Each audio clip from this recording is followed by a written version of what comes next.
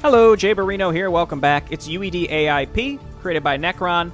If you're unfamiliar with this series, I recommend you go and watch Zerg Mission 1, the previous video in the playlist, or if you're interested, just go watch all the previous campaigns I played from this project, because there are 4 previous ones that we've played. But anyway, specifically the last video, I talked a lot about the changes you can see from the factions and the general play of UEDAIP in general. So, there's a nice little primer for you. So we're heading into Egression. The UEDAIP blurb for this is another small but bigger than previous map that repeats the vT6 showcase of objectives being more important than clearing out the map.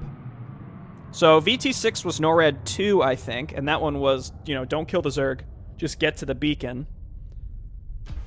Small Dagoth ally that reinforces the player with Hunter Killers, introduces Impalers, but for AI only. Optional bank to weaken Protoss in vZ6. I do love me some bank data, so there's some way that if we probably have to kill the Protoss base, which is funny because it goes against this idea of the objectives being more important than clearing out the map. But anyway, if we do that, then it makes a future mission maybe a little bit easier. Skip. Send me in. Leave the Protoss with no nexus before warping to cripple them in a future encounter. So, we don't have to outright kill them completely. I was told I get Hunter Killers. They're gone. Normally they're up here. Maybe they'll pop out of these Niduses at some point. I don't know. We have some mutas for free, so I'm going to just fly around the outskirts of my base and come back.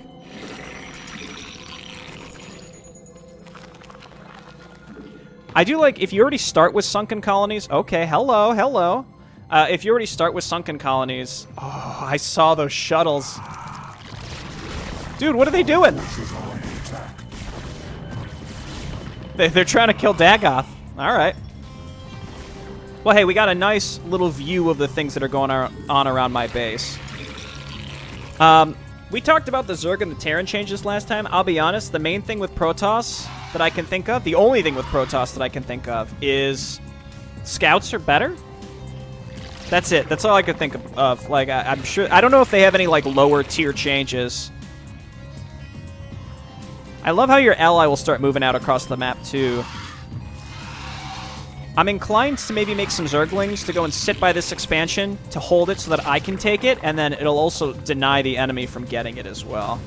Seems equally important. I mean, I could also build a creep colony up there, but that would actually be more expensive.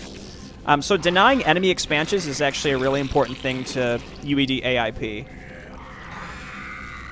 You want to make sure that the enemy doesn't just get free expansions and can just, like, casually be mining more because they benefit from it quite a bit. Looks like there's a pretty easy way to the enemy base here, but you're going to get stuck on that ramp. We might just want to go through the normal way. So I guess we can make mutas here. Yeah, look at that.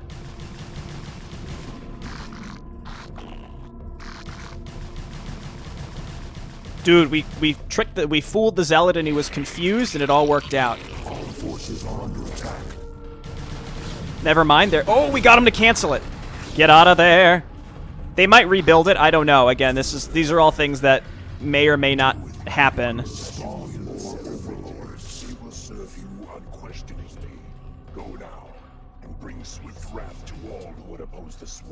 Let's go, Hunter Killer. So these things have, like, really high regeneration, I believe.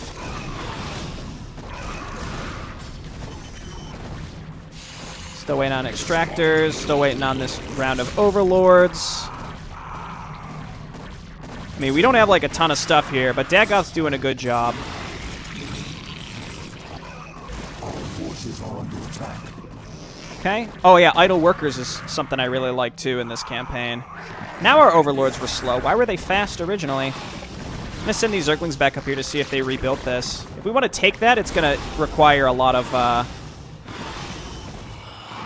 diligence from us. Yeah, I love the idle worker stuff.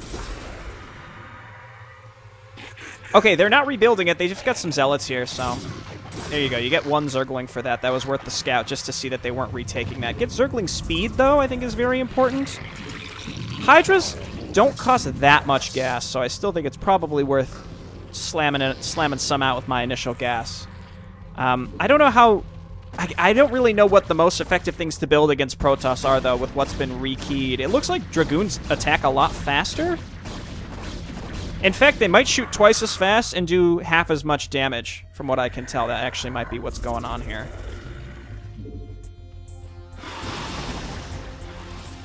Is he going to send me more of these? So these, I remember from earlier UED campaigns where I couldn't make them myself. But, well, now I can. But they had, like, massive regeneration. Spew bursts of acid goblets. I thought that was my stuff. I think, honestly, just, like, Zergling swarms against Protoss will be very good. Just in general. Obviously, Zealots are really good against Zerglings, but they don't do AoE. So I actually think in the grand scheme... Oh, he's building me... He's sending me more. Okay, that's good. I'm deciding whether I want to try to take the other base in the upper left, or upper right, rather. You know, when I'm recording or streaming, I've noticed for whatever bizarre reason, I change left and right a lot. Like, I just said upper left when that's obviously the upper right. This is just something that I've done in the past. Oh, are these, Impalers? Well, those certainly look like Impalers. Sunken me, sunken me. I gotta change these rally points. Start getting some upgrades. Getting a hatchery over here to help with mining would also be good. We'd have to build more defense on the top of this ramp. You know what? We should do that anyway. I think that would be really useful.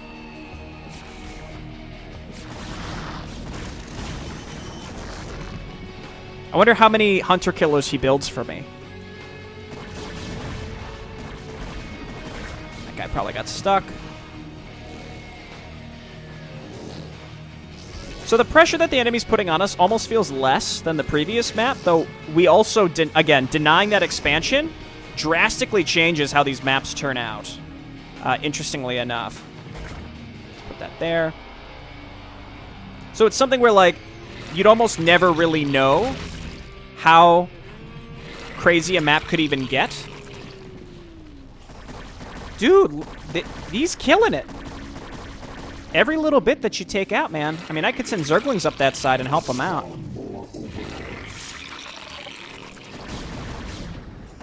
Honestly, it's not like they're going to do much against that amount of... Okay, never mind. They're dead. There's our next hunter killer. Now I'm getting more gas than I necessarily need, but that's fine. I think it's worth waiting for... Waiting for upgrades. Let's check up here. It might be worth taking this. The way I normally play Zerg is I don't use hotkeys except for casters and for just more hatcheries. That's all I'll hotkey.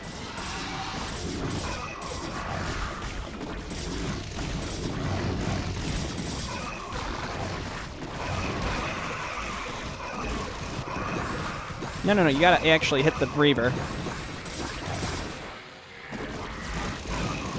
I want to see these Impalers, like, in action actually doing stuff, you know? So I guess I could come on up here and take this. Again, denying an expansion, in theory, is going to make this... because they can't... they would be attacking me more frequently if they actually could, but they don't have the infrastructure to do it because they don't have the resources to build more. I mean, like, dude, what do you gotta... Oh, no. I gotta check to see how much damage those actually do as well. We do have 3 hunter killers, and it seems like he's gonna keep... Whoa! You monster! Killer probe. They do try to retake it. It took a while, but they do try to retake it. And let's also get a lair.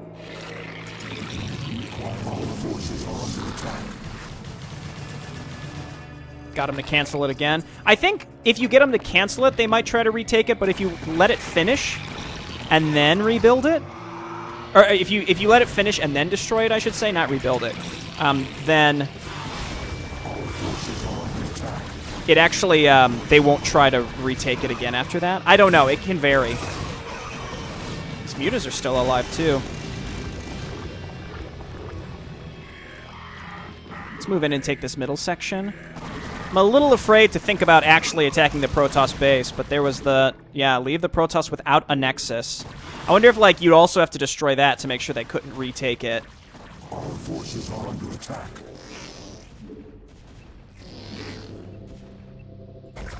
That little probe monster, he killed us. Yeah, kill that observer. Never mind, it's still alive.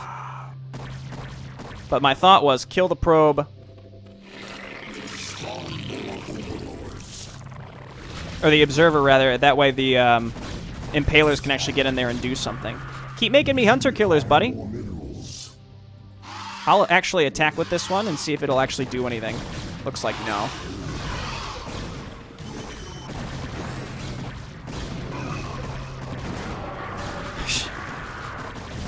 So dumb. Okay. Let's back up and kill this group with our defenses, and then we can move forward. If we kill that cannon and then they don't actually rebuild it, then... Son of a... We built something before it actually got up there, and then it died. Run, buddy. It's kind of chaotic. I think our ally tends to be dragging us into enemy units, unfortunately. It's fine. We need to wait for a little bit more of an overwhelming force before we can actually push into this. But anyway, if we kill these cannons, then the stupid impalers might actually get in position and be able to do something, rather than just get killed by reavers that are just waiting for them. Oh yeah, he's making us more hunter killer. Well, we lost some. They died.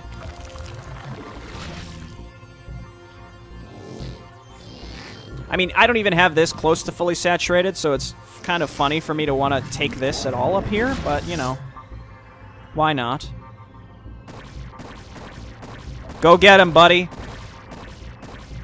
Maybe they just have a really short range, but that doesn't seem very fitting. Who knows? I'm going to go ahead and get a round of drones. We can transfer some up to our other base. Yeah, and it's flipping 400. And you don't... The minerals, like, the resources aren't spoken for. That's just a common StarCraft 1 thing. So you have to wait until you actually have them and then spend them only when the building is actually in progress. There we go. Look at that. So, there's a chance we could have been done already, because we just have to come down here and then up a little ramp. I think it's this. And then you go down and around and get to the beacon. But, again, we're going to make a push into the main Protoss base if possible.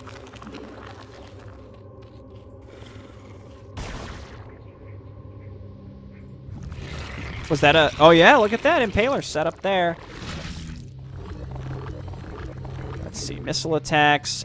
It's at least... Since the Evo chamber isn't more expensive, it doesn't really hurt to just get a second one.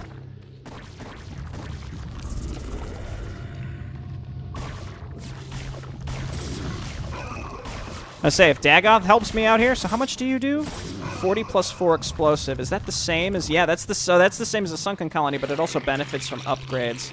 That's pretty good. I'll get a second one just in case. More hunter killers is what I like to see.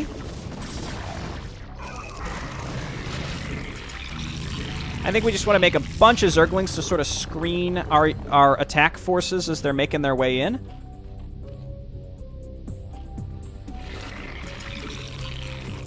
Make sure that the Hydras don't get roasted by, like, an early Reaver like this. Pretty significant force here. I think we just wait for them to attack us again as well. I could also make mutas. I think if we're ever really struggling, there's not much that mass muta doesn't counter. Like, if you can have 4 control groups of mutas, you can have pretty precise control over them to avoid storms and stuff, then you're probably going to be able to win.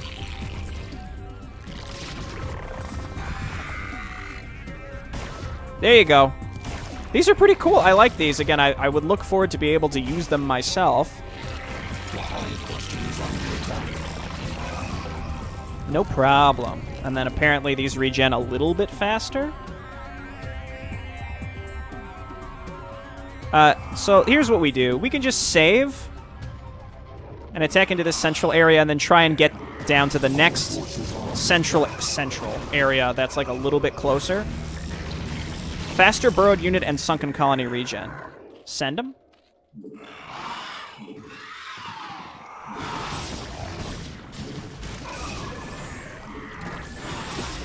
But facing Reavers is just a fact of life, so that's fine. It is what it is. Also, they're not going to have anything cloaked except observers, which is fine, so...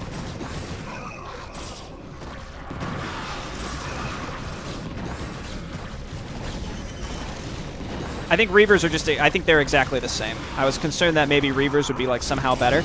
The only thing with these Hunter Killers is their attack animation is really long.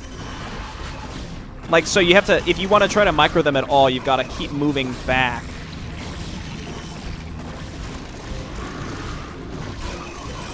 Like, you got to wait for them to shoot and then start moving them if you want to, like, micro them back. So, again, my primary focus would be, like, basically, once they start shooting, I'm just going to start spam moving them back so that they're not getting roasted as easily. Now, we could make a big old ball of colonies to sit here as well. And we just got to make sure that we get their nexus, which presumably is going to be down here. I don't know for sure. But I would wager... Actually, I think this is the way to the objective. So we would have had to come down through here anyway. Upgrades? Mutas are just too expensive. Unless, I mean, maybe the price has been adjusted, but I doubt it.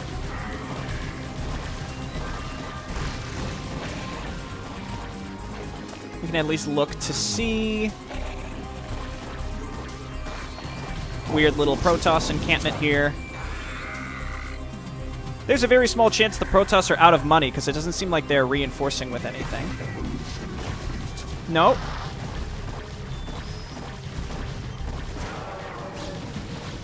Okay, as long as you depower that, and then we can get up here and kill those two cannons. I'm going to go ahead and storm across this bridge. I think we have enough at this point, and then what I'll do is just rally all 4 of my hatcheries. And that's how I play Zerg. But I shouldn't necessarily, because it seems like they've been made a little more,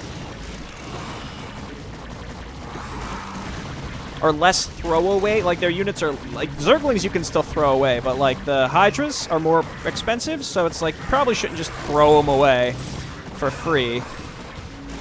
I like these Hunter Killers, though. So they do 40 damage, but I think that's because they're shooting multiple times. So I think it's multiple... I think, like... 1, 2, 3, 4... How many shots are they shooting? 1, 2, 3, 4, 5, 6? Is it 6? So they're doing 6 shots for 5 damage apiece, I think. So actually, they're going to be pretty bad against highly armored targets. Anyway, there goes their Nexus. Let's just make sure they can't rebuild it. And I think stopping this, also, this may have counted because it says leave them without a Nexus. So I think we've technically done it. So let's go ahead and grab the Chrysalis and we'll make a move for it.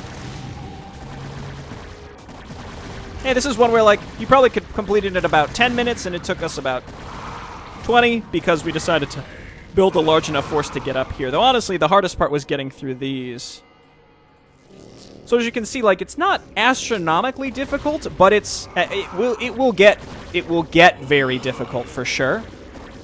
It's very. I feel like it still feels very fair, though.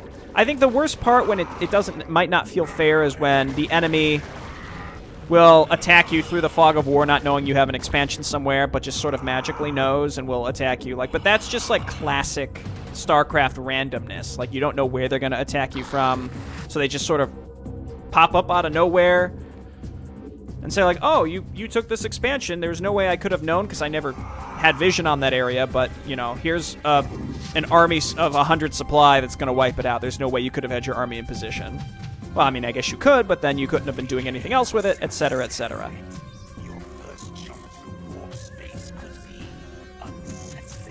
Alright, you'll love to see it. That was pretty cool, and I like...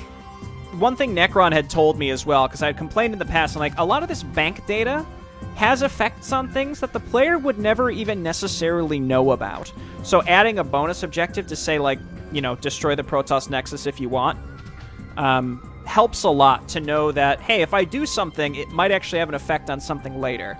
Now, do you necessarily need to tell me now, like, oh, destroy the Nexus and it'll help you later? I think more importantly, what should happen is later, when we get to Mission 6, it could say, like, oh, if only we could have weakened them. I guess, though, at that point, hindsight's 20/20. As long as there's something in there that tells the player that doing different things in different ways has an effect, helps a lot. Like, that's like there's a cause and an effect. Telling the player both, I think, is really helpful, but I think the effect, knowing that there was an effect at a certain point, is like way more important. So, like, for example, in the Terran missions, I think in some circumstances in the Iron Fist, the enemy starts with fewer resources and it makes the mission... I think there's like 3 different difficulties of the Iron Fist. Not the Iron Fist. The Big Push is what I'm thinking of. There's like 3 different difficulties of the Big Push.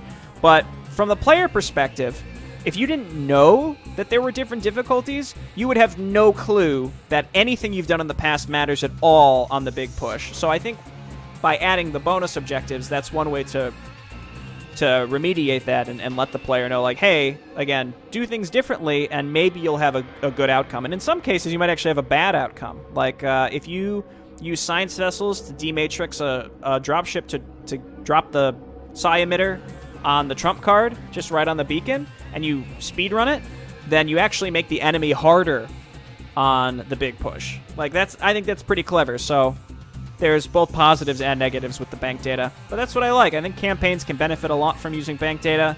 It makes the player's journey feel like their own in their special kind of way. All right, thanks so much for watching. I'll see you next time. Bye-bye.